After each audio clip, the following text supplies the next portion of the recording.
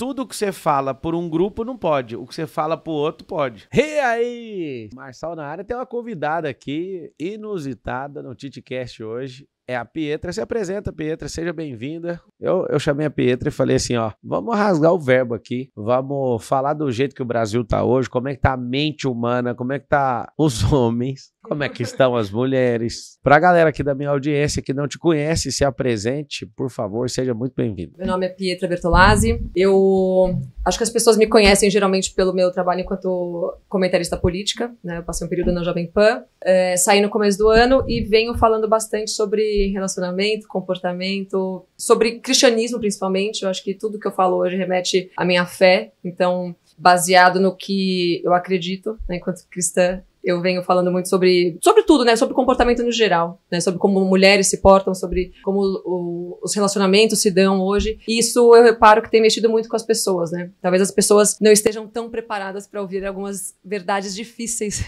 sobre ser uma cristã nos dias de hoje. Né? As pessoas gostam muito de verdade com açúcar. Parece que quem tá falando a verdade como ela a pessoa se torna grosseira, radical, extremista e tudo mais, né? Me fala uma coisa, já que você tocou nesse assunto sobre cristianismo, como é que era essa Pietra antes dessa conversão? Porque tem gente que te persegue por causa da política, mas a política não persegue tanto igual o cristianismo, eu sou prova disso. Como é que você era antes? Quantos anos você tem? Eu tenho 37 anos, eu me converti há 2 anos e meio, um pouco mais, foi no começo de 2020. Sim. Antes disso, assim, já tinha acontecido uma grande mudança na minha vida depois que eu virei mãe, né? Minha filha nasceu em 2018, então a minha vida já mudou bastante ali, mas...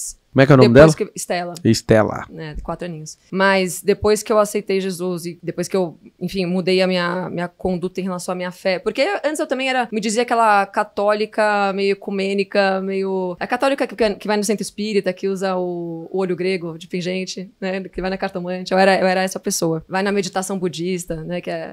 Eu era brasileira, né? Eu era brasileira. Muitas culturas num lugar só, né? Isso, exatamente. E aí depois que eu entendi o que era a fé e o que era aceitar Jesus e quem era Jesus, né? Porque antes, se você pergunta para uma pessoa dessa hoje em dia se ela é cristã, ela vai falar que sim. Ela acha que o simples fato de crer que Jesus existiu a torna cristã. Ela não entendeu que ela precisa saber e aceitar Jesus como seu único Senhor e Salvador para que ela se torne uma cristã, exato. E ter isso no lifestyle, né? Total. Aqui tem uma pessoa, então, das poucas pessoas que existem que não satisfeita com perseguição política, agora é perseguida também por ser cristã e perseguida por falar a verdade. Porque tem gente que é cristão, tem posicionamento político, mas não é perseguido. Por quê? Porque não fala o que precisa ser falado. Porque também a gente vive naquela cultura do Deus do amor, né? Ah, mas Jesus veio aqui pra amar e pra trazer paz. Mas vai mandar todo mundo pro Jesus inferno, veio... senão você só sabe. Te explicar uma coisa. Então, Jesus veio pra separar quem vai pro inferno e quem vai pro céu, né? Ele vai falar pra falar a verdade, né? Não é bem assim. Então, as pessoas têm essa imagem do Jesus hippie, né? Eu até postei isso esses dias.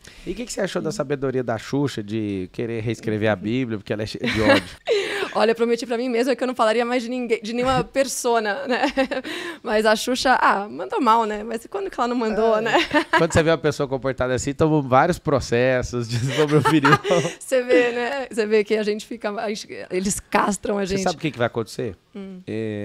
Tem gente que não importa com a declaração dela, tem gente que acha uma besteira e tem gente que fica apavorado. Eu vou te falar sobre o futuro, você que está assistindo. O futuro, né, com essa singularidade toda, com essa inteligência artificial toda, com gente tentando controlar politicamente a rede social e tudo mais, ninguém vai tocar na Bíblia. É inaceitável. Mas não vão deixar seu algoritmo subir se você mexer com isso. Vai ser um discurso de ódio mesmo. Mas já é, né? Não, mas não é travado. Então, você postar algo, vai ser assim, igual aquele negócio de fake news. Tipo, isso aqui contém coisa sem contexto. Você vai postar alguma coisa da Bíblia e vai ser um negócio que vai ser automaticamente atacado. Então, se prepara, porque... Não, o meu perfil já caiu, inclusive, uma vez. As pessoas me perguntaram, mas também, né? Eu também, olha que leiga eu. Alguém me perguntou a respeito da homossexualidade perante a Bíblia. Bom, uma vez que alguém me pergunta o que a Bíblia diz sobre a homossexualidade, você responde o quê? Conforme a Bíblia fala.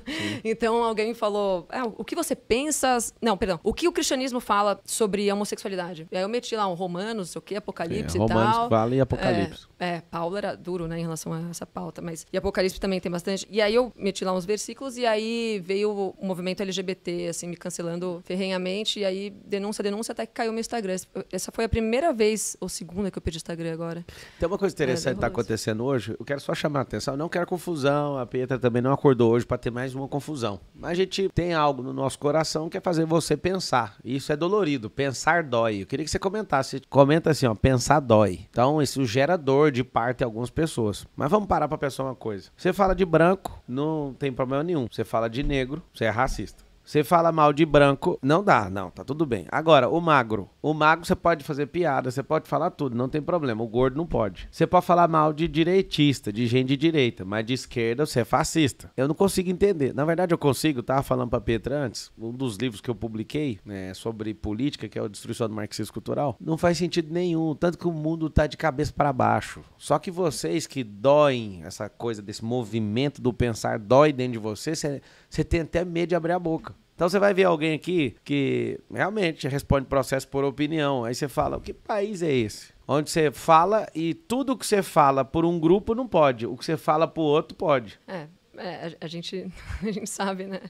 Ou você escreveu um livro... Ah, desculpa, eu te interrompi. Não. Você, por exemplo, falou de algo que a Bíblia diz, certo? Agora, se alguém falou o contrário de hétero, não tem problema nenhum. Você pode fazer piada, você pode esculachar, você pode bater, você pode fazer tudo. Então, assim, o que é o problema? A gente não quer confusão, mas a gente quer que você pense. Pensar dói. Pensar dói. E dói no bolso de alguém que começa a pensar e falar. E começa a doer, porque tem gente que fala, então o mundo tá desse nível agora? Tá. Então também nem vou dar mais minha contribuição. Vai ser a geração em que os que amam a sabedoria vão ficar calados e vão deixar os que têm tolice falar sem parar. Perfeito. Me fala uma coisa. Qual que foi a sensação, se você quiser comentar outra coisa, fica à vontade. A sensação de um dia chegar um processo de opinião, assim, você falar algo que você foi correto, verdadeiro, e lá vem a pessoa te cobrando os 20 mil lá, não sei quanto 50 mil. 50 mil. Eu já imaginava que isso fosse acontecer, a primeira vez que aconteceu, mas... E era engraçado, porque muita gente me perguntava, nossa, e quantos processos você tem? Eu falava, mas ninguém nunca... Que loucura é essa de processo? Como assim processo? Por falar o que eu falo? Mas por que quer me processar pelo que eu falo? E aí um dia veio o processo, de fato, né? Eu já tava na Jovem Pan. E aí, quando chegou... assim, eu vi uma movimentação no Twitter da galera falando, tem que processar essa aí, ela não pode falar isso, né? Os ditadores do Twitter. Ela não pode falar isso e tal. E aí eu recebi, e na hora, a sensação é tipo assim, vá, ninguém vai levar. Só que aí você vê lá o TSE, né, julgando. Endereçado ao TSE. Aí você fala, Tribunal Superior Eleitoral, eu nunca fui filiada a nenhum partido. Tipo, que é isso? O que tá acontecendo aqui? A sensação é essa. O que tá acontecendo aqui? Primeira negação, não, isso aqui é piada. Aí você fala, não, TSE. Aí você fala, não, mas não faz sentido porque eu não sou filiada, não tenho nada a ver com eleição, com nada. Eu só comento. O meu trabalho é comentar sobre política. E aí você vê que é isso mesmo. É isso mesmo. Quando você fala algo que não endosse, que não corrobore a narrativa dessas pessoas, eles vão te tolher. Eles instrumentalizam o sistema jurídico, então eles te sufocam economicamente, né, através do poder jurídico. Depois, se não dá certo, eles te sufocam através das militâncias na internet. Eles te sufocam te calando através das redes sociais, então eles te derrubam. Se eles não conseguem te derrubar através do judiciário, eles fazem movimentação de denúncia em massa até que teus perfis caiam. Então eu já perdi 5 perfis. E a sensação é falar, bom, eles estão ganhando. Mas... Não dá vontade de desistir de falar dessas coisas? Eu falei um pouco sobre isso hoje, numa live que eu fiz na hora do almoço no meu YouTube. Eu falei, porque assim, uma vez que você tem Deus no centro da tua vida, você não faz isso como um fim. Uma vez que você coloca Deus no centro de tudo, não tem como você agir sem que as coisas tenham uma conotação espiritual. Então, assim, na verdade, o que acontece é um meio para um fim, que é falar o que eu acho que tem que ser falado. Eu não tô pela militância, eu não tô pra ganhar... Assim, muita gente me segue achando legal que eu vou lá na Paulista e cala a boca de um monte de feminista, que eu lacro em cima de esquerdista e tal. Isso realmente é um esporte legal, esse lacrar em cima de esquerdista. Mas isso não é um... Isso é um entretenimento. O meu foco tá longe de ser esse. O meu foco é falar sobre as coisas que eu acredito. Já conseguiu converter um esquerdista? Não. Então não dá ROI, caramba. Não dá, assim, eu acho que o objetivo desses debates que a gente faz, que faz tempo que eu não faço, aliás, é você provar para o público o quanto aquela pessoa tá falando besteira.